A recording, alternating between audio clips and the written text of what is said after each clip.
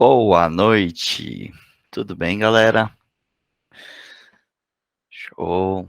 Roselaine ali já no cafezinho, né, Roselaine, para aguentar essa aula. E aí, vocês estão bem? Legal. Hoje nosso tema é muito importante. Hoje a gente vai falar sobre a produção textual dissertativa, a composição do texto resposta padrão para as questões dissertativas da VUNESP. De antemão, já quero perguntar, interage aí comigo, quem está com medo dessa produção textual? Já fala aí no chat, professor, estou com medo, não gosto do texto, não gosto de fazer texto, pelo amor de Deus. Ah, muita gente, né? Teve, assim, eu atuo em concursos públicos, em preparatório para concursos públicos, desde, assim, como professor titular desde 2011, mas como professor desde 2010, desde 2007 eu faço cursinho, né? Então, minha primeira experiência no curso, um curso preparatório, foi monitor. Eu sempre tive pouca grana e me colocaram como monitor de textos, né, de produção de textos. E falei, nossa, né, que responsa. Porque eu sempre gostei muito de escrever, meu texto era relativamente bom. E ao longo de toda essa trajetória, eu conheci alunos que, inclusive, não se inscreviam para concurso que tinham redação. Você acredita? O cara falava assim, meu, se tem redação, eu nem me inscrevo. Se tem produção textual, eu nem me inscrevo. Só se tiver objetivo. Só que aí fica difícil, né? Porque aí você fala assim, ó, se tiver matemática, eu não me inscrevo. Se tiver raciocínio lógico, eu não me inscrevo. Se tiver produção textual, eu não me inscrevo. E acaba não se inscrevendo em nada. O texto, galera, é um dos principais elementos do seu concurso. Essa é a aula 1 de dissertativas? Sim, é a aula 1. O texto é o principal elemento do concurso público. Tudo que você for fazer em relação a concurso público e provas de concurso público tem texto. Quem aqui não é da área da educação? Alguém caiu assim de paraquedas e falou: olha, um cargo de nível médio, relativamente bom, bora fazer esse curso. Quem não é da área de educação assustou com quantidade de leitura que você tem que fazer relacionada à educação, né? Sabe a percepção que as pessoas têm sobre educação? Não estou falando que é de vocês, estou falando assim, de uma maneira geral. Que a educação é relativamente fácil. É mais fácil você ser da educação do que, por exemplo, ser, sei lá, policial, das carreiras policiais, carreiras de tribunais. Porque tribunal você lê muito, né? Você vai prestar um Tribunal de Justiça de São Paulo, por exemplo, uma das legislações, que é o Estatuto da Magistratura, né? Que é o Estatuto de Servidores Públicos relativos ao Tribunal de Justiça, você tem lá 400 artigos para estudar. Só que na educação não é muito diferente, não. Se você olhou a bibliografia ontem, você viu que a BNCC tem 600 páginas, não é verdade? Então, para a gente estar aqui dando um curso de educação, o professor, a professora, os outros professores, enfim, que atuam em educação, nossa, teve que ler muito, teve que estudar muito. E não vai ser muito diferente com vocês. Por que eu estou fazendo essa introdução? Porque eu quero já desmistificar uma coisa. Eu quero que você tenha essa consciência aqui, ó. Todo mundo é competente em textos. Todo mundo é competente em textos. Por que eu estou te falando isso? Porque você usa o texto todos os dias. E essa aula de hoje tem tudo a ver com a aula de amanhã, né? Que o professor aqui cometeu equívoco, trocou a ordem das aulas, mas tem tudo a ver. Quando a gente fala de produção textual, olha só, produção textual. Qual que é o objetivo da produção textual? É você escrever uma mensagem concisa, objetiva e passível de compreensão. Então a banca não quer que você seja o próximo Machado de Assis, entende? Então não tem porque você tem medo, você não vai ter que ser um exímio escritor. Você tem que escrever uma mensagem que ela seja concisa, né? Que ela guarde as informações relevantes, que ela seja objetiva, que não fique, né, enrolando, que não fique colocando elementos ali de distração e principalmente que ela seja passível de compreensão. E amanhã? E a aula de amanhã? É sobre o quê? Também é sobre texto, só que é o processo inverso da produção. A interpretação textual é o contrário. é você ler um texto com a capacidade de assimilar o que é importante, ou seja, a capacidade de assimilar a concisão do texto. Ler um texto de maneira adequada e num tempo adequado, que é o texto objetivo, e principalmente que você seja capaz de compreender a mensagem. São aspectos contrários. A produção textual, ela vai levar em consideração algumas habilidades, principalmente nessa prova, que é a habilidade de entender a área que você vai atuar, de entender a área que você está se preparando. Dito isso, essa produção textual em específico dessas dissertativas é justamente para que você consiga demonstrar ao avaliador que você sabe a função do cargo e o que demanda essa função, ou seja, os princípios, as motivações da educação, as regras comuns, né, as regras comuns e gerais, a estrutura da educação nacional. Então, não tira da sua cabeça que isso vai ser uma tarefa de outro mundo. Não vai, beleza? A gente vai desmistificar e treinar bastante isso aqui. Quero falar de um assunto ali que eu vi rapidamente ali no chat. Desanimada por conta da prova de títulos. Gente, esquece prova de título. Esquece. Ó, se você fizer um bom estudo, você vai passar na frente de quase todo mundo que entregou título. Os melhores, ó, os alunos que têm a melhor pontuação em título vão estar ali em torno de 2 ou 3 questões, equivalência, né, de pontuação em 2 ou 3 questões de específicos. Esquece isso, galera. Isso não é determinante para sua aprovação, de forma alguma. Sabe o que é determinante para sua aprovação? Um bom estudo e principalmente que você consiga fazer uma boa prova, mirando ali acima dos 75%. Aí sim, ok? Prova de título, se for, ó, vou te contar uma coisa. Eu não tenho mestrado. Optei por não fazer mestrado ainda. E se eu for concorrer hoje com um professor de língua portuguesa, ele sai no mínimo 3 pontos à minha frente, certo? Porque todo professor que quer carreira pública faz mestrado em língua portuguesa. Se ele fizer doutorado, ele sai 5 pontos na minha frente. Sabe onde eu me garanto? Na objetiva. Porque eu sei que ele não vai fechar. Eu sei que ele não vai fechar português. Mas eu acho que eu fecho. Entende? Então, ok se ele entregar 5 pontos de título. Não estou preocupado com isso. Estou preocupado com a minha preparação, com a minha objetiva. O título que ele vai entregar para mim é irrelevante. Eu acredito que eu vou melhor na prova objetiva. E eu vou tirar essa pontuação na minha prova objetiva. Então, ó, mira nisso. Seja bom na objetiva. Bom, primeiro eu quero te contar qual que é a minha trajetória com o texto. Hoje eu sou revisor profissional de textos, né? Estou concluindo, na verdade, a pós-graduação de revisão e técnica redacional, e eu reviso textos profissionalmente. Então, qual que é a minha história com texto? A minha história com texto está escrita aqui, ó. Tá aqui nessa introdução do material, que eu não vou ler agora, você lê aí depois na sua casa, mas eu quero te contar como eu me relacionei com o texto num primeiro momento. Para a gente se relacionar. Deixa eu só fechar a porta do escritório aqui rapidinho, galera. Deixa eu te contar essa trajetória com texto que faz a gente ser competente na leitura e na escrita. Alguém aqui gosta muito de ler? Tipo, se considera um, um leitor assíduo? Tá. E quem não gosta de ler? Pode ser sincero, galera. Tem gente que não gosta, tudo bem? Pode ser sincero. Quem não gosta de ler? Só que, deixa eu te contar uma coisa. Na educação você vai ler todos os dias. Entendeu? Então, se você não gosta de ler, vai ter que se acostumar a ler todo dia, porque na educação a gente lê todo dia.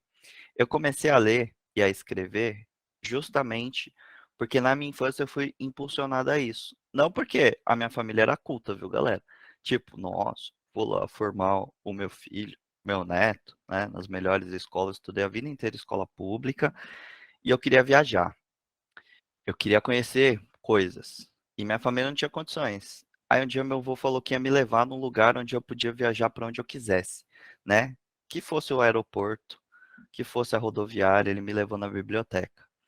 E aí ele falou que se naquele ano eu fechasse uma carteirinha da biblioteca, ele me levava para a praia. Então eu fechei, fui lá e li tudo que tinha lá de espaço na carteirinha para fechar. A partir disso, eu me apropriei de um prazer na leitura, que é o prazer que eu gostaria que você colocasse na sua vida a partir de hoje. Então, ó, a prática da leitura vai melhorar a sua escrita. Então, eu quero te desafiar a fazer a leitura de pelo menos 15 minutos por dia, ok? 15 minutos por dia vai te ajudar a ter um melhor vocabulário, uma melhor apreensão dos conteúdos, né? E coloca uma meta, ó, a gente está chegando no meio do ano, quantos livros você lê esse ano? Coloca uma meta, professor, eu vou ler 4 livros, 3 livros, isso vai te ajudar bastante, principalmente porque o concurso público, ele não para com uma aprovação, né? Eu costumo falar duas coisas. Primeiro, concurso público é até passar, então pode ser que leve um tempo para você passar. Segundo, o concurso público sempre vai ter texto, sempre vai ter leitura e, eventualmente, vai ter escrita. Então, se aproprie dessa prática de leitura diária. E agora eu quero te apresentar o que você vai com o que você vai se deparar na sua prova de produção textual. Primeiro que ela não é uma prova usual, mas é até que bom. Ó, hoje saiu, como eu falei para você, saiu o edital de professor e orientador. Sabe quanto vale produção textual lá? 90 pontos. E a prova objetiva vale 100, certo? E 5 pontos é prova de título. Quer dizer que a prova de redação vale quase a mesma coisa que a prova objetiva. Uma redação vale todas as questões, praticamente, da prova objetiva. Não é seu caso. Aqui nós temos uma produção dissertativa valendo 10 pontos. Então, não é seu caso, ela vale 10% da sua nota final. Então, você está mais tranquilo em relação a isso. Só que ela é muito complexa, porque a gente não pode ter menos que 50%. Então, você tem que garantir 5, entendeu? Então, parece fácil, mas a gente vai discutir esses pontos. Primeiro, eu quero te apresentar aqui a produção textual e as regras da VUNESP. Bom, você tem critério para habilitação. O que é isso? A banca só vai corrigir as suas respostas das questões dissertativas se você tiver entre os 3.000 da lista geral, os 3.000 primeiros colocados da lista geral. Se você tiver entre os 800 declarados pretos ou pardos, ou se você tiver entre os 200 da lista de pessoa com deficiência. Tá? Então, de acordo com a sua inscrição, você tem que estar dentro dessa classificação aqui. Você notou que esse número é bem elevado? E é bem difícil a VUNESP trazer um número tão elevado de correções? O que isso significa? É que vai chamar muito esse concurso. Eu preciso de uma lista muito grande, porque vai ter muita nomeação. Então, estando dentro das 3.000 correções, você já, está um passo da vitória. E não é difícil de estar. Lembra, a gente está mirando ali, ó, para estar entre esses 3.000, entre 70% e 75% da prova. Qual caneta que eu uso? Tinta preta. E eu quero que você grife isso. Posso levar azul? Não pode levar azul. A banca permite? A banca permite. Mas ela coloca uma ressalva. Ela fala assim, ó, se você fizer a sua resposta em tinta azul, a correção ela é digital. Se a tinta estiver um pouco fraca, ou se a luz da digitalização bater ali e der uma interferência, né, de exposição, pode comprometer a sua resposta, porque a tinta azul, na digitalização, ela pode ficar branca. E aí vai perder parte do texto e a sua correção vai ser prejudicada. Então já coloca na sua cabeça que caneta de concurseiro tem tinta preta, não tem tinta azul. A gente não usa tinta azul para nada, nem para o gabarito, nem para dissertativa, a gente usa preta, beleza? Não posso copiar texto motivador, nem conceito dos textos. Tipo, às vezes ele traz uma historinha, eu posso copiar? Não posso. Posso copiar, por exemplo, coisas que estão nas questões? Pô, tá perguntando de uma coisa que eu vi numa questão. Posso copiar? Não pode. Não pode copiar nem do texto motivador e nem do conteúdo disponível na prova. Não vai dar esse mole, hein? Não pode, então, copiar os textos motivadores. É feita no mesmo dia da prova, né? Então, isso aqui é bem óbvio, mas tá lá no edital, é feito no mesmo dia da prova. Ela é eliminatória e classificatória, no sentido de você pode ter fechado a prova, gabaritado a prova. Se você não fizer 50% da dissertativa, você está eliminado do concurso. Entendeu? Então, esse é um ponto importante. Não importa que você tenha fechado a prova e zerar aliás, independentemente se você zerar a prova, fechei, gabaritei, mas não fizer uma boa dissertação que alcance pelo menos 50% da nota, você está fora do concurso. Então a gente tem que alcançar pelo menos 50% da dissertativa. E ela é classificatória porque essa nota compõe como nota final. Então você vai fazer a somatória desses pontos e depois você faz a classificação final. A pontuação máxima dessa prova é 10 pontos. Nós teremos duas questões dissertativas, desenvolvidas em tópico A e tópico B. Cada tópico vale 5 pontos. Cada tópico você vai ter 15 linhas para desenvolver sua resposta, certo? O título não é obrigatório, não compõe critério avaliativo e você vai colocar assim no seu material: não colocar título, tá bom? Não coloque título nas respostas dissertativas, faça ela de forma corrida. Mesmo se fosse redação, se você tivesse que desenvolver um texto todo de 30 linhas, você não ia colocar título. Então a gente não coloca título. E nós temos 15 linhas para a resposta de cada questão dissertativa. Note o seguinte: o edital não determinou quantidade de linhas mínimas para a resposta. Quer dizer que se você fizer uma linha, vou falar sobre isso, Flávio. Quer dizer que se você fizer uma linha, ele vai considerar. Quer dizer que se você fizer 10, ele vai considerar. Mas pela nossa experiência, se você não usar pelo menos de 10 a 12 linhas, a sua nota vai ser prejudicada. Porque é muito difícil desenvolver tudo que pede na questão em menos de 10 linhas, certo? E aqui eu já quero te dar uma dica sobre linha. Você sabe que alguns concursos públicos, eles não falam mais em linhas. E é uma tendência para os próximos anos a gente não colocar a quantidade mínima de linha. Por exemplo, você vai fazer redação, às vezes aparece lá, menos de 7 linhas é eliminado, menos de 15 linhas é eliminada, depender da banca. Alguns concursos estão falando em quantidade de palavras. Eles colocam assim, ó, tem que ter no mínimo 150 palavras, tem que ter no mínimo 200 palavras. Por quê? Porque quantidade de linha é um conceito abstrato. Às vezes sua letra é assim, ó. E às vezes a sua letra é assim. Tá vendo a diferença de tamanho dessas letras? Então, se sua letra é muito grande, 15 linhas é muito pouco, certo? Então, a primeira coisa que você tem que fazer é dividir, aliás, é conhecer quantas palavras você faz por linha, para você mais ou menos saber qual espaço que você tem. E isso depende muito da sua letra. Se você tem uma letra muito grande, você vai ter um espaço argumentativo muito pequeno. Então é ideal que você tenha uma letra média, tá bom? Uma letra média é mais ou menos isso aqui, ó. Isso aqui é uma letra média, tá? Dá mais ou menos, ó, uma, duas, três, quatro, cinco, seis, sete, 8 palavras por linha. Essa é uma letra ideal, usual, tá bom? Ah, professora, a minha dá 6, quer dizer que a sua letra é relativamente grande. E aí, com isso, você consegue se organizar melhor. Porque aí, ó, o que que eu faço para treinar quando eu tenho textos delimitados? Às vezes, por exemplo, eu faço copywriting. E às vezes o cliente pede para fazer um texto de, sei lá, 150 caracteres. E aí, esse texto de 150 caracteres, 150 letras, é o máximo que ele pode usar para determinada campanha. Então, eu consigo contar no Word. E eu faço isso também para redação. Poxa vida, eu sei que a média de palavras que eu consigo fazer em 15 linhas são 80 palavras, são 100 palavras. Então, você escreve no Word, depois você passa a mão, para ver se realmente deu essas 15 linhas. E aí você ganha tempo para produzir o quê? Estrutura argumentativa. O que que você acha que vai ser mais difícil na sua redação? Escrever corretamente, tipo, ortograficamente falando, pontuação, crase, concordância, regência, gramaticalmente, ou você acha que vai ser o argumento? O argumento. O argumento vai ser a sua pior parte, entende? Então, a gente precisa saber quanto espaço a gente tem para desenvolver o nosso argumento. Porque às vezes você desenvolve um argumento lindo, perfeito, mas ele dá 20 linhas. E aí, como que você coloca isso na prova? Entendeu? Então você tem que conhecer sua letra. Vamos para as perguntas aqui rapidinho. É obrigatório usar as 15 linhas? Não. Pode usar quantas quiser. Professor, gostaria de saber quanto tempo devo deixar aproximadamente para resolver essas duas questões na hora da prova. Vou falar sobre isso.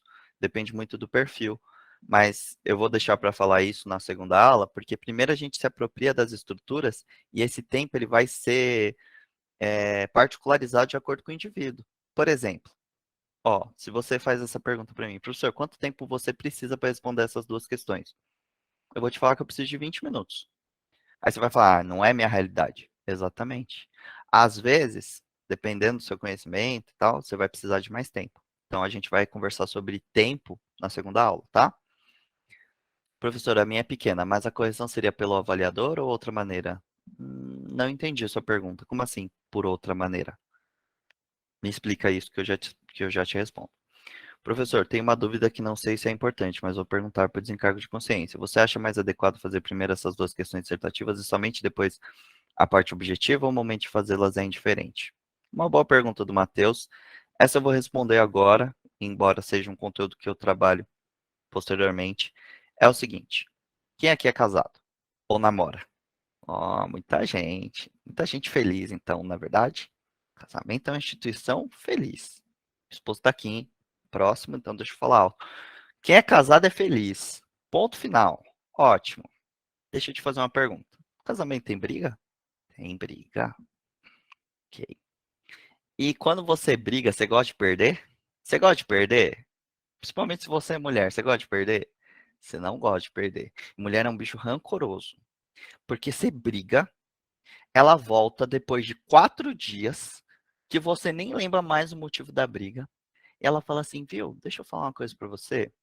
Em 1946, num dia X que você entrou, lembra que você fez igualzinho que você me cobrou aquele dia?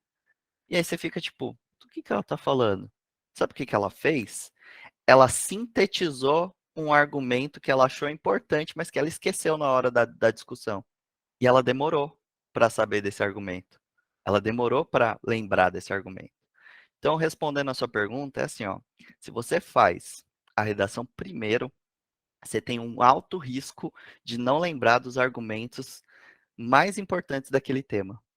E aí você sai da prova e fala assim, putz, esqueci de falar determinada coisa. Justamente por quê? Porque o cérebro ele leva um tempo para assimilar a proposta. Então, qual que é a minha dica pessoal? Chega na prova, leia a questão dissertativa. Leia. Primeira coisa que você vai fazer, abre a prova e lê a questão dissertativa. E vai fazer as objetivas. Sabe por quê? Porque o Tico vai estar te ajudando. O Teco vai estar pensando assim, ó.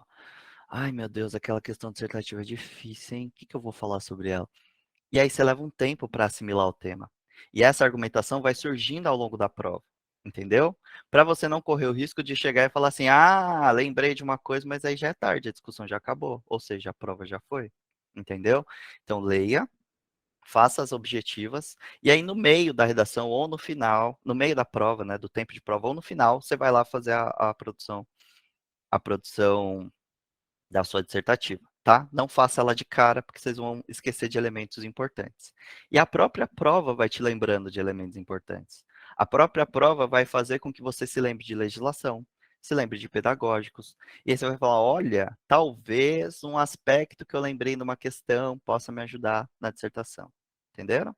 Então a gente faz no meio ou no final, nunca no começo. E esse é um erro que muitos concurseiros cometem, até na redação. Ele começa a fazer na redação porque ele tem medo do tempo de prova. E aí chega lá, a redação dele fica ruim porque ele não conseguiu sintetizar os argumentos. E a gente vai falar do planejamento da argumentação. O que quisera a sua produção textual? Peraí, a Mari levantou a mão. Mari, quer perguntar? Professor, eu estava procurando modelos de perguntas dissertativas da VUNESP na área de educação, mas não achei. Você tem alguns modelos? Com certeza eu tenho alguns modelos. E vai ser muito difícil de vocês acharem na internet mesmo, tá? Mas a gente vai ver esses modelos em aula. Hoje a gente vai ver 2, inclusive. Professor, mas eu posso citar alguma lei usando a ideia das questões, por exemplo? Não, não copiando, não copiando, mas pegando a ideia? Pode? Pode, Ana. A gente vai falar sobre isso também. Mas já antecipando, é assim, ó. A lei é o nosso embasamento em uma questão dissertativa que pede normas legais. Às vezes, a própria questão te lembra a lei. Ela fala assim, ó, a lei de diretriz e base, etc., e a gente pode citar assim. Olha só, relações que vão zerar a sua redação. O que faz você tirar nota zero? Fuga do tema, tá? E do gênero. No caso, não ficou explícito qual que é o gênero proposto, né? A VUNESP não deixou explícito. Só que em um pedacinho ali, ela fala assim, ó, a questão dissertativa, aliás, o texto dissertativo, né? Então a gente entende que é dissertativo argumentativo, tá? E eu vou explicar o que é um dissertativo argumentativo. E fuga do tema, né, galera? Você está pedindo para você, por exemplo, falar sobre direitos da criança, você não pode falar sobre pedagogia da infância, por exemplo. O tema tem que ser seguido à risca. Se você colocar nome, rubrica ou qualquer sinal que permita identificação, qualquer coisa que permita identificação também zera a sua redação. Só quem perguntou aqui, tem alguém que perguntou... Ai, não tô achando aqui, mas perguntaram sobre a correção da VUNESP. Se é o corretor ou algum meio, eu acho que eu entendi. Tipo assim, se a correção ela é automática, né? Tipo por um algoritmo. Não, é humana, tá? São dois corretores, sempre. Se tiver muita divergência entre as notas, tem um terceiro. Tá. A Flávia falou assim, ó, professor, no caso da prova de texto, se a prova dissertativa for sobre leis, eu tenho dificuldade de citar a lei, data e número. Precisa? Não precisa. Mas o nome da lei você precisa saber. Por exemplo, você não precisa saber que a LDB é a Lei 9.394 de 1996. Mas você precisa saber que é a LDB, que é a Lei de Diretrizes e Bases da Educação Nacional. Tá? Não precisa citar data, número, mas precisa citar o nome da lei. Tá? Se estiver em branco, textos não articulados verbalmente, você não pode fazer desenho, palavras soltas, poesia, essas coisas. Poesia, tipo, que vai fugir do gênero, mas também, às vezes, poesia com desenhos, etc. Se ela for escrita em língua estrangeira, também vai zerar. Esse é importante, vou até grifar, se apresentar letra ilegível ou incompreensível. Deixa eu fazer uma pergunta para você. Tem que escrever de letra cursiva a sua redação? Sim ou não? Tem? Tem que ser letra cursiva? Galera, se tivesse, eu tava ferrado. Você já conheceu um professor de português com uma letra tão horrível quanto a minha? Dá até vergonha. Eu não consigo fazer meu nome de letra cursiva. Ó, eu não consigo fazer. Tenho dificuldade de fazer letra cursiva.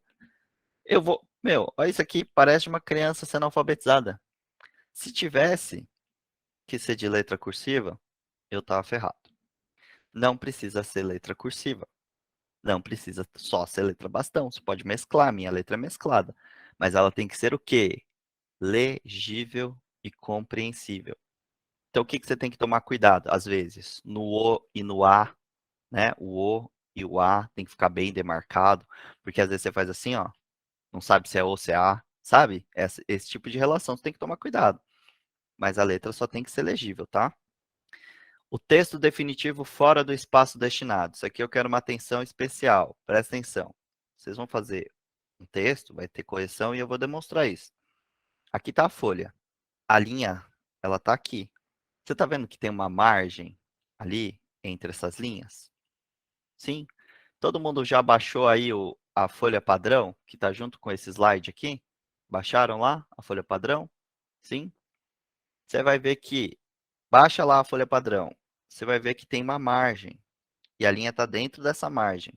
Essa folha é a padrão da VUNESP, é a folha que a VUNESP utiliza, é a folha oficial, tá? Por isso que a gente treina na folha oficial. Você não pode fazer isso aqui, ó. Você não pode passar a margem, ok? Por que você não pode passar a margem? Porque qualquer texto fora da margem qualquer texto fora do espaço destinado pode zerar a sua redação. Isso aqui tira ponto. Se for recorrente, zera. E outra coisa que você também não pode fazer, isso aqui, ó. A gente brinca que é um texto de cobrinha. Olha só, não fica parecendo um negócio assim? É quando você não aproveita a linha até o final. Porque tem aluno que tem medo de fazer a translineação, que é a separação da palavra. Por exemplo, ó, ele pega a palavra de diagnóstico, ok? E aí ele fala, putz, professor, é diagnóstico, como que eu faço essa separação, né? E aí ele fala assim, não sei fazer essa separação, o que que eu faço? Coloco na linha de baixo e deixo esse espaço todo aqui, ó. Posso? Não posso, galera. Tem que fazer a separação bonitinho das palavras para aproveitar a linha, tá bom? Senão isso aqui tira ponto de estilística. Às vezes, isso aqui, ó, é só para redação dissertativa, 7 linhas ou menos é só para redação dissertativa. Cópia integral dos textos motivadores, também vai zerar. Predominância de textos vinculados pelas mídias. Copiei um texto que eu vi da Roseli Saião, que é uma educadora famosa e tem vários textos na Folha de São Paulo. Decorei, vou usar. Não pode. E formas propositais de anulação, né? Por exemplo, você fazer chacota com a banca, colocar uma receita de bolo, isso aí vai zerar também. Mari, quer perguntar? Professor, e se errar, assim, na redação, na folha principal, Se tira errou, ponto? se Se errar um errou, já parágrafo. era. Tá fora do concurso. Mentira. É assim, ó. Tá aqui a folha. Bom, errei, por Uhum. exemplo, ó. Acesso. Putz, errei. Acesso não é com cedilha. Você vai fazer parênteses, um taxado, apenas. E aí você faz na frente. Acesso. Ok? Essa é a forma correta de correção. Formas Tira ponto? erradas. Não tira. Se você Ah, fizer tá. assim, se você fizer assim, se você escrever em cima, isso tira ponto. Uhum. Essas partes aqui. Agora, se fizer assim, ó, da forma correta, e uma linha só, não tira, tá bom? Eu ia fazer isso, tá certo. Obrigada, Perfeito. professor. De nada. Quais são os critérios de avaliação da banca? Tema, se você atendeu o tema proposto, né? Se ele atende à proposta que o avaliador te pediu. Se você está dentro da estrutura do texto, se não está viajando na maionese, se você escreveu de forma encadeada. A estrutura, se você tem progressão do texto, né? Você tem que avaliar, por exemplo, quais são os elementos de introdução, quais são os elementos de argumentação, quais são os elementos que eu concluo um texto, né? A conclusão não pode estar primeiro e depois a introdução no final. Isso também tira ponto, a gente vai ver várias estruturas, tá? Fiquem tranquilos. Coesão e coerência textual. Isso aqui é um ponto importante. Olha só, às vezes o aluno fala assim, ó, exemplo, tá? Um exemplo bem bobo. Por exemplo, participe aí comigo. Você é a favor ou você é contra a vacinação obrigatória? Não precisa dar argumento, não quero discussão aqui, hein, galera. Você é a favor ou é contra a vacinação obrigatória de crianças contra a Covid-19? Crianças e adolescentes contra Covid-19. Fala aí se você é a favor ou contra. Ih, professor, isso é polêmico, hein? Texto é polêmico, galera. A gente pega uma redação e se depara com textos que geralmente dá para defender dois lados. É por isso que é uma questão dissertativa. É justamente para avaliar sua capacidade de posicionamento. Então coloca no chat só favor ou contra. Mais nada, hein? Favor, favor, favor, favor, favor, favor. Nossa. Então olha só, o cara é favorável. Aliás, vamos pôr que ele é contra. Você do contra aqui, porque a maioria colocou a favor. Ele coloca assim, ó. A vacinação da Covid-19 trouxe muitos benefícios para a população brasileira em virtude eh, de conter a disseminação do vírus. Por isso, não se deve vacinar, não se deve ser obrigatória a vacinação. Faz algum sentido isso aí que eu falei para você? Ele falou que a vacinação é boa, que trouxe benefícios, mas que não deve ser obrigatório. Fica parecendo assim, ó. Mas por quê? Porque é isso mesmo. Porque eu conversei com o Zé, porque no grupo do WhatsApp da família, eles falaram que não tem que ser obrigatório. Embora seja boa, não tem que ser obrigatório. Uai, se é boa, por que não ser obrigatório? Ah, professor, eu posso dar argumentos de ser boa e não ser obrigatório, eu sei. Mas o avaliador vai entender que você está sendo contraditório. Vai avaliar que o seu argumento não tem coerência, porque uma estrutura textual não justifica a outra. Então, o melhor seria dizer assim, ó, embora vacinas sejam, sei lá, a grande maioria das vacinas tenha resultados positivos, a vacina da Covid-19 demonstrou, em alguns casos, ser perigosa e, portanto, ela não deveria ser obrigatória até para atendimento de público XYZ. Entenderam? E aí aqui cai um ponto importante. Nem sempre na redação você vai falar o que está no seu coração. Porque pensa só comigo. Vamos falar sobre posicionamentos e não sobre um tema específico. As pessoas divergem quanto à opinião política? Totalmente. Quem ainda não brigou no WhatsApp do grupo da família por conta de política, vai acontecer daqui a pouco. Entendeu? As pessoas vão divergir. Isso é natural. E você pode se deparar na prova com uma coisa que você concorda. Contudo, na hora da prova, você não vai escolher o que é mais, o que você concorda, suas convicções pessoais, você vai escolher o que é mais fácil de defender. E agora eu te pergunto, o que é mais fácil de defender, favor ou contra? O que vai exigir mais capacidade argumentativa, favor ou contra? Eu vou falar por mim. Eu acho que eu consigo defender, ó, dá para defender os dois pontos de vista. Para mim dá para defender os dois. Mas para mim, com o conhecimento que eu tenho sobre esse tema, eu acho que seria mais fácil falar sobre a favor. Na minha concepção. Sabe por quê?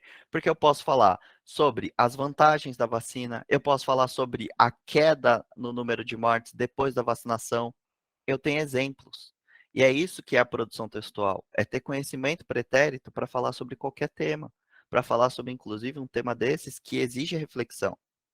E mesmo se eu fosse contra, eu não estou falando que eu sou contra e nem a favor, eu tô falando que mesmo se eu fosse contra, eu defenderia a favor, porque eu conseguiria falar melhor sobre a favor. Entendeu? É que nem redução da maioridade penal. Você pode ter argumento contra e a favor, mas a lei está do lado do contra a redução. Os direitos humanos dizem que é melhor que o indivíduo tenha maioridade penal a partir do dia que ele completa 18 anos. Está na Declaração de Salamanca, principal declaração de direitos humanos do mundo. O que isso quer dizer? Que mesmo que eu seja favorável à redução da maioridade penal, se eu estivesse escrevendo um texto sobre isso, eu ia defender contra, porque eu tenho argumentos baseados na lei. Entendeu? Então, ó, nem sempre a gente vai escrever o que a gente acha. E por último, expressão textual. Aqui o bicho pega. Porque lá fala assim, ó, olha, eu vou tirar 5% da nota se o texto estiver ruim, gramaticalmente falando.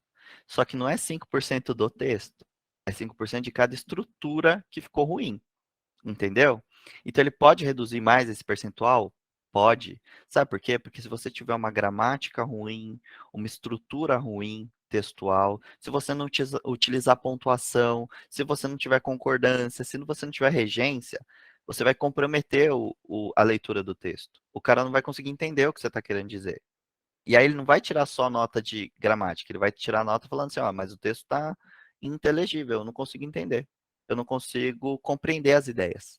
E, portanto, o texto está muito confuso, está equivocado. E aí ele vai tirando nota, entendeu? Então, gramática é um ponto que você tem que tomar cuidado também. Agora, vamos chegar naquilo que vocês estavam com medo.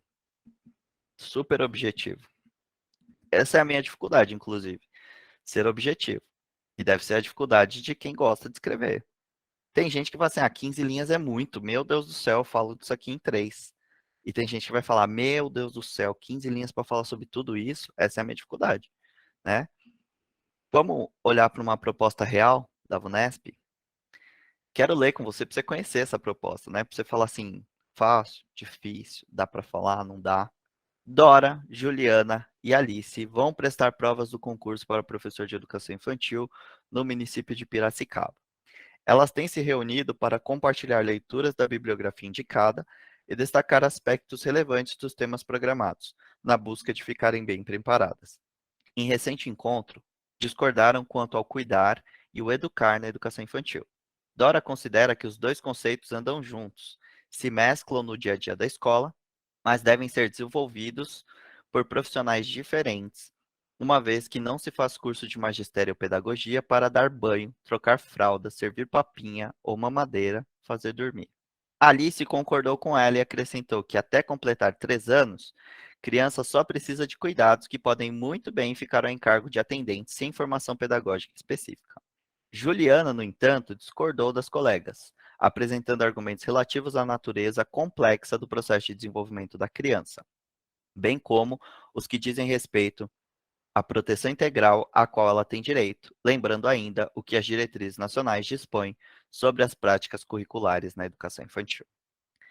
Explicite com apoio do documento Diretrizes Curriculares Nacionais para a Educação Infantil e na obra de Oliveira, que é uma obra que vai tratar sobre o desenvolvimento da criança, que aqui não vem o caso, era só um modelo para te mostrar, argumentos corretos que Juliana teria apresentado aos colegas. A. Sobre a criança, seu processo de desenvolvimento e seu direito e necessidade de proteção integral nessa primeira etapa da educação básica. E B. sobre as diretrizes nacionais relativas às propostas pedagógicas e aos eixos norteadores para o planejamento do currículo de e para a educação infantil.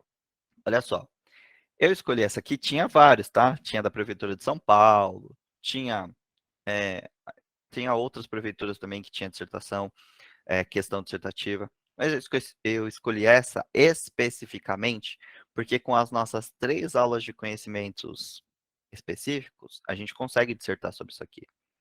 Mesmo que você não consiga falar especificamente de diretrizes curriculares, e na sua prova não vai pedir para você falar sobre diretriz curricular, porque não é um documento elencado pela sua banca, lembre-se que ela falou que era toda a legislação pertinente. E por isso, nas nossas aulas de conhecimentos específicos, as primeiras, eu já tratei das dimensões do cuidar e do educar. Vocês lembram disso? Falei sobre cuidar e educar, sobre o aspecto indivisível do cuidar e educar, sobre os eixos estruturantes da prática pedagógica, não é verdade? Eu falei para vocês também da interação, da brincadeira, dos direitos dessa criança, lembra?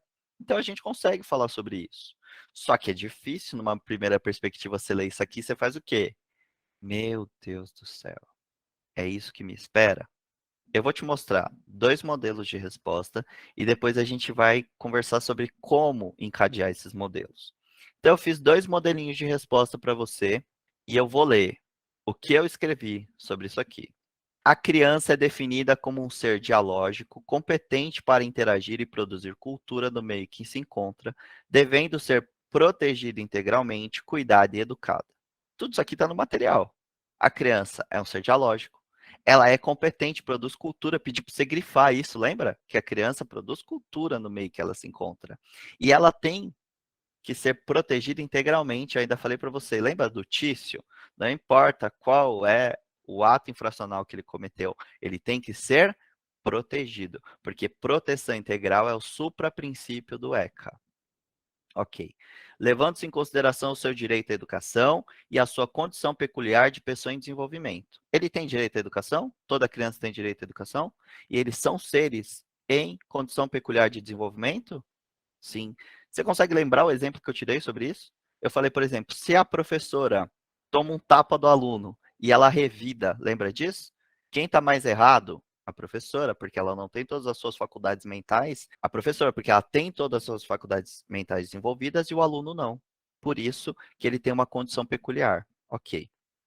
Consoante a isso, o desenvolvimento das crianças é pautado na integralidade do ser, em seus aspectos físicos, psicológicos, intelectuais e sociais, dada a sua complexidade como pessoa. A gente viu físicos, psicológicos, intelectuais e sociais?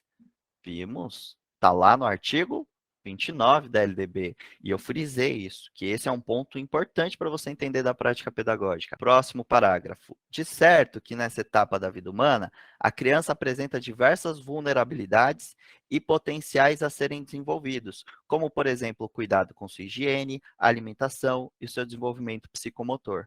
É papel da escola e dos professores que a compõem, portanto, auxiliar na sua evolução, objetivando a sua autonomia e a sua busca da identidade como sujeitos ativos e participativos do seu próprio processo de evolução.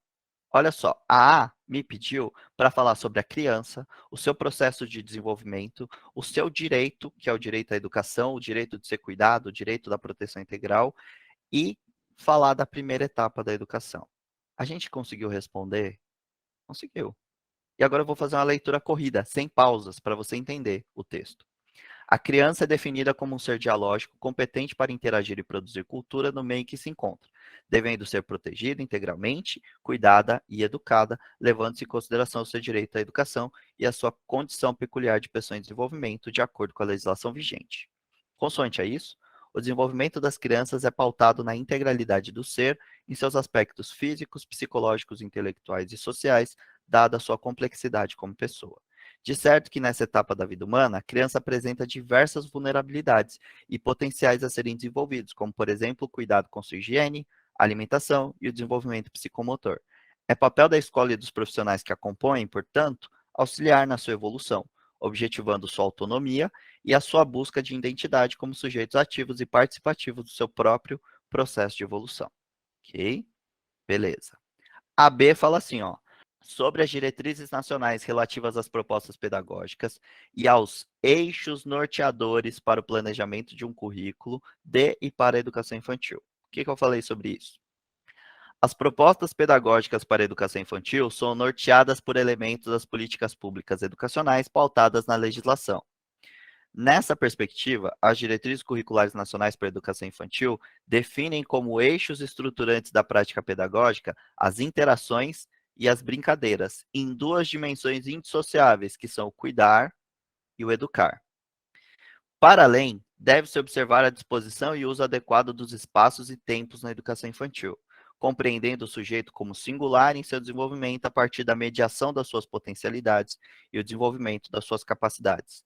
As crianças devem, portanto, receber cuidado, proteção e educação em todas as dimensões da escolarização, além de definições que persigam a intencionalidade pedagógica para a promoção do seu desenvolvimento amplo integral, certo?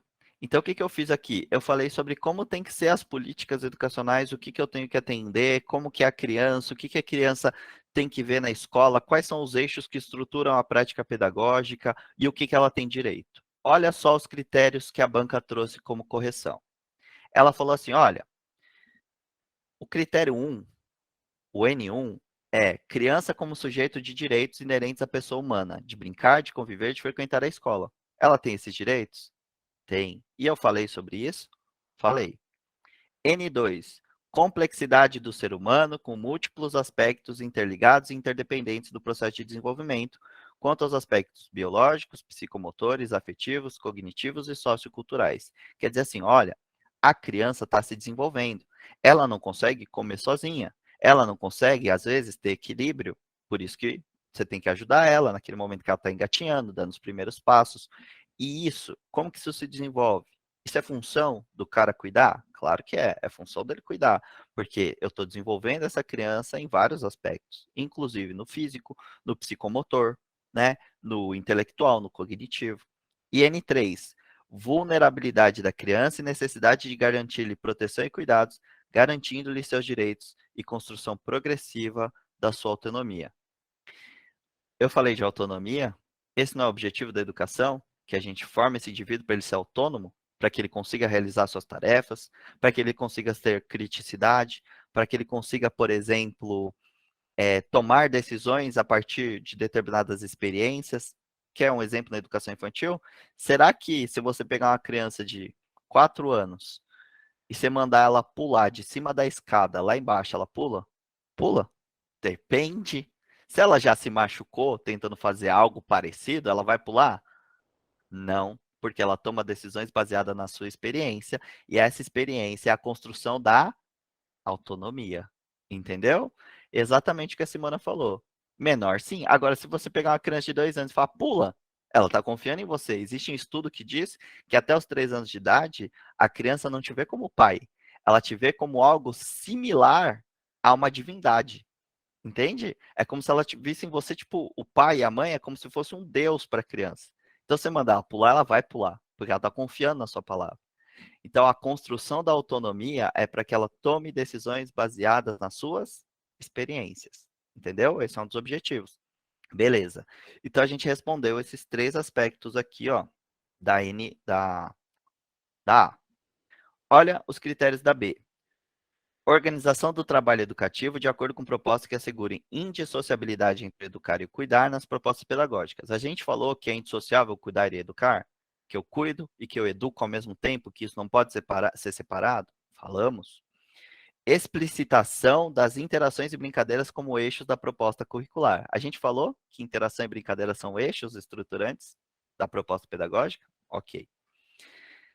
E aí eu tenho o N6, que é um demérito. Problemas relacionados à falta de objetividade, clareza, ortografia e no emprego da norma culta. Que aí é os problemas que a gente pode ter de gramática, ortografia, pontuação, crase, concordância, regência. Entenderam? E ele atribuiu nota para tudo isso aqui. Ele avaliou as duas num critério só. Como a gente vai ter 2 questões dissertativas, muito provavelmente ele dê esse mesmo critério. Mas pode ser que ele dê o seguinte critério, ó. 20, 40, 40. E para B ele dê 60, 40. entende? E aí, cada erro, ele vai tirando 10%. Cada erro grotesco, né? Erro que faça com que o nosso texto não seja entendível, ele vai tirando 10%, tá? Esse vai ser mais ou menos o nosso critério. Cabe esse textão naquele espacinho? Opa, 1, 2, 3, 4, 5, 6, 7, 8, 9, 10, 11, 12. 12 linhas numa letra média. 12 linhas. Cabe super. Essa é a primeira preocupação que eu tive. Que o texto coubesse no espaço adequado com uma letra média, tá bom? Por isso eu uso até essa fonte aqui. Essa fonte é uma fonte caligráfica que tem um espaçamento adequado. Tá vendo aqui, ó, os espaços? É basicamente o espaço que a gente usa mesmo na folha, beleza? E aqui a banca dá um padrão de resposta. Não quer dizer que a sua resposta tinha que ser assim. Quer dizer que sua resposta tinha que conter todos esses elementos. Só que você vai ter esse padrão de resposta quando? Quando acabar, né? Quando você já tiver feito. Aí não adianta chorar pelo leite derramado. Então, alguém perguntou assim, ó. Os critérios não são dispostos, né? Só depois. Depois que sair a nota, eles mostram o critério para a gente poder recorrer da nota, entendeu? Só que dá para prever alguns padrões. E é isso que eu vou trazer nas próximas aulas, quando a gente estiver estudando temas. Eu vou falar, olha, desse tema aqui, provavelmente o padrão de resposta da banca seja X, Y, Z. Eu vou te mostrar padrões de resposta para você já ir assimilando, para você não errar na hora de fazer a sua resposta, entendeu? A Flávia falou, a questão é saber ser objetivo e ter conhecimento para explanar com esse texto. Exatamente. Esse é o nosso desafio. E é por isso que a gente está estudando também conhecimentos pedagógicos massivo e estudando estrutura textual, né? Não, eu não vou falar para você assim, é fácil. Não vou falar, porque eu estudo educação há muitos anos. E é sempre um desafio falar sobre educação, ser conciso, objetivo, com tanta lei que existe, com tanta teoria pedagógica. Mas, na medida do possível, a gente vai treinar vários temas para que, a hora que você chegar na prova, nada seja novidade. Você já tenha treinado sobre teoria, sobre propostas, sobre leis, entendeu? Então, vamos falar das características, porque a gente precisa produzir já já. Hoje você vai produzir, beleza? Quais são as características de um texto argumentativo? O que a banca espera de você? Primeira coisa, ela espera um posicionamento. Então você tem que se posicionar, né? O texto argumentativo é um texto de opinião. Então, quando você argumenta, olha só, quando a gente constrói um texto argumentativo, a primeira coisa que a gente faz num texto argumentativo, é se posicionar. Não quer dizer que você vai falar que é certo, que é errado, que é assim, que é assado, mas posicionar, no caso da sua questão dissertativa, é definir o encaminhamento da proposta. Esse posicionamento, ele tem que ficar claro antes de você começar seu texto. Basicamente, você vai responder a seguinte questão no posicionamento: sobre e como vou falar minha opinião. Porque a opinião tem várias vertentes, certo? Então é sobre e como você vai falar a sua opinião. Essa é uma característica do texto dissertativo. Qual é a escrita? Eu posso utilizar a primeira pessoa? Eu posso colocar assim, ó. Olha essa estrutura. Acredito que a educação deve abranger os processos formativos do indivíduo numa perspectiva dialógica pautada nas fundações dos princípios e fins da educação nacional. Escrevi bonito, vai. Acredito que a educação deva, ou deve, né? Deva abranger os processos formativos do indivíduo numa perspectiva dialógica pautada nas fundações dos princípios e fins da educação nacional. Tá bom esse texto? Tá bom esse texto? Tá péssimo esse texto. Péssimo. Se eu chegar para você e falar assim, ó, olha, pessoal, eu acredito que a VUNESP vai trazer um tema relativo a cuidar e educar. Olha como é diferente. Pessoal, acredita-se que a VUNESP vai trazer um tema pautado no cuidar e educar. Qual que você confia mais? No segundo. Porque quando eu falo assim, ó, eu acredito que a VUNESP vai trazer, você está pensando assim, essa é a opinião do professor. Nem sei se ele é bom, minha segunda aula com ele, terceira aula com ele. Agora, quando eu falo assim, ó, acredita-se que a VUNESP trará um tema pautado, eu não estou falando que sou eu que acredito. E aí você está pensando assim, ó, quando ele fala acredita-se, parece que é um consenso. Parece que a maioria das pessoas tem essa concepção. E, portanto, eu confio mais. Então, a primeira pessoa do discurso, ela não pode ser usada, porque ela denota pessoalidade. E principalmente porque ela fragiliza o argumento. Só para você ter ideia, se fosse uma produção textual dissertativa padrão da VUNESP, só de utilizar a primeira pessoa, você já perde de 10 a 30% da nota, a depender do quanto que você vai utilizar. Então, eu não utilizo verbos na primeira pessoa. Professor, mas você não falou que é opinião? Escrevi, não apareceu, né? É porque quando amplia muito nesse continho aqui. Professor, mas você não falou que é minha opinião? É, mas você não precisa expressar sua opinião em primeira pessoa. Pode ser em terceira, na verdade. A opinião tem que estar dentro do texto. Não quer dizer que você tem que escrever como se você estivesse conversando com o avaliador. Pode ser não. Deve ser em terceira pessoa. Sempre, sempre, sempre em terceira pessoa. Os melhores verbos são os verbos em terceira pessoa, tanto do singular quanto do plural, ou verbos impessoais. Quanto mais distante eu estiver do texto, melhor, porque a minha opinião, ela fica explícita no texto, mas num caráter impessoal, ok? Não precisa ser sua opinião real. Já falei sobre isso, mas estou aqui, né, repetindo. Não precisa ser sua opinião real. Tem que ser baseada, primeiro, na legalidade, no tema e naquilo que é mais fácil de ser defendido. Quem é que dirige? Beleza. Digamos que você vai viajar no final de semana, beleza? Você vai para, sei lá, Bombinhas. Não vai, que vai estar frio, Bombinhas. Você vai para, sei lá, lugar que dá quente hoje? Não sei, acho que nenhum. Vai para Campos do Jordão, que vai estar frio, vai comer um fundi, tomar um vinho, ó que legal. Beleza. Você mora a 300 quilômetros de lá. O que que você faz? Você só pega o seu carro e dirige até lá? Não. Pode ser que no caminho você fique sem freio. Testou o freio? Ah, não testei, só fui. Vou fazer uma pergunta aqui. Quem aqui olha o óleo do carro periodicamente? Boa! Quem aqui só dirige? Seja sincero. Quem aqui só dirige? Ah, eu só dirijo. Se funde o motor, fundiu, né? Manutenção preventiva é importante? É importante. A gente dá atenção a isso? Não dá atenção a isso. E na redação é diferente? Não, querido. Você chega na prova, você tá tão ansioso que seu coração tá assim, ó, tum, tum, tum, tum, tum, tum. Aí você senta na hora da prova e o seu cérebro fala assim: Ei, Maria, camisa 10, hein? Jogadora cara, faz jus à prova, sabe por quê?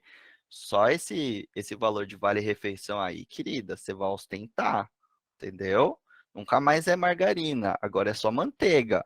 Vai com tudo. Olha onde está seu cérebro, na ansiedade do pós-prova. E aí o avaliador fala: abre a prova. Aí você faz assim, ó. Ai, meu Deus do céu. Pá, pá, pá, pá, pá, pá. Você perde 20 minutos fazendo o quê? Fazendo seu cérebro ficar mais ansioso do que ele já tá. Porque, ó, eu falo para o aluno, não abre a prova e leia ela inteira. Não abre a prova e leia ela inteira. Sabe por quê? Você tem dificuldade com matemática. Aí seu cérebro fala, ei, bora lá, vamos ver matemática rapidinho. 1, não sei. 2, não sei também. 3, vixi, isso aqui é pior ainda. Aí você fala, não, não, não. Vamos para português que eu manjo. Vai para português. 1, não sei também. 2, vixi, não lembro. Vamos para pedagógico. Pedagógico que eu me garanto. 1, meu Deus do céu, nunca ouvi falar disso. Aí você fica 20 minutos no limbo. 20 minutos fazendo o quê? Meu Deus do céu, onde eu tava com a cabeça? O que que eu tô fazendo aqui, gente? Aí o seu cérebro te cobrando, falando assim, querida, lembra aquele dia que você foi lá, colocou 3 episódios daquela série na Netflix, em vez de estudar? Aqui, ó, o preço. Tá vendo?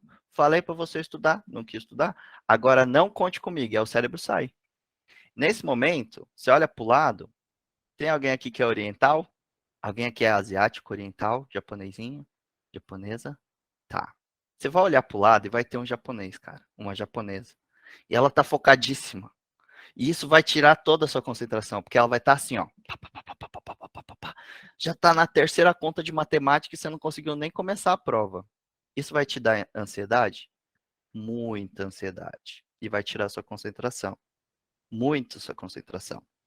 Beleza. Então, olha só o que acontece. O aluno vai fazer a redação. Deixa eu pôr uma caneta mais grossinha aqui. Ele vai fazer a redação e ele começa como se ele tivesse incorporado o Machado de Assis. Ele já começa. A educação. Escreve, escreve, escreve, escreve, escreve. Aí ele vai ler. Aí ele escreveu: o sapo não lava o pé, minha Nossa Senhora, o que é essa prova? E a educação realmente é muito importante. Ele fala: meu, tá muito ruim isso aqui. Tá ruim, vou apagar. Vou apagar, ai meu Deus do céu, vou apagar. Quanto tempo foi de prova? E ele já começa. Cara, não dá certo. Não, não faça isso. Tenha estratégia. Qual é a estratégia? A estratégia é a estrutura lógica de planejamento. Que antes de começar seu texto, antes de fazer a sua viagem, você tem que olhar o freio, olhar a água, olhar o óleo, né? Verificar se o carro está abastecido. Ou seja, antes de escrever, você tem que compreender o tema, você tem que colocar as suas ideias de uma forma estruturada, o que, que eu sei sobre determinado tempo, você tem que organizar as ideias, organizar os argumentos por uma relação de importância, o que, que você acha que é mais importante, o que é menos, faz o seu rascunho. Depois de ler, depois de fazer seu rascunho, você vai ler o seu rascunho para ver se existe ancoragem, se existe conectivos. Depois você faz a leitura final para ver se o texto está bom. E por último, você faz a escrita definitiva. Se você começar o texto afobado, como se fosse a corrida do milho, que joga o milho ladeira abaixo e você vai correndo, você vai capotar e vai cair lá embaixo e não vai conseguir escrever um texto bom.